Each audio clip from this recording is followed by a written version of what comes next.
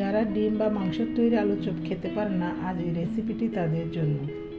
সিদ্ধ করা 3টি আলু, তার মাঝে দিয়ে দিলাম 2টি বড় সাইজের পেঁয়াজ কুচি, 3 থেকে 4টি কাঁচামরিচ কুচি, 1 চামচ ধনিয়ার গুঁড়া, 1/2 চামচ হলুদের গুঁড়া, স্বাদ মতো লবণ, 1 চামচ কালো গোলমরিচের গুঁড়া, 1/2 চামচ করে আদা ও রসুন বাটা, 1 চামচ চালের গুঁড়া, শুকনো চালের গুঁড়া। সবগুলোকে একসাথে ভালো করে মিশিয়ে নিচ্ছি।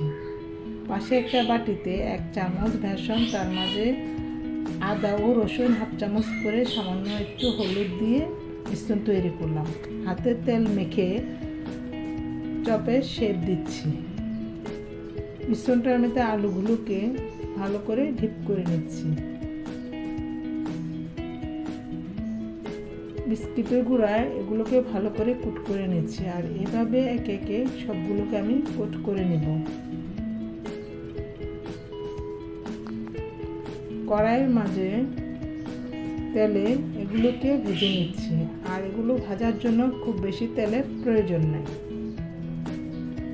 মাঝারি আছে এগুলোকে লাল করে ভেজে নেব।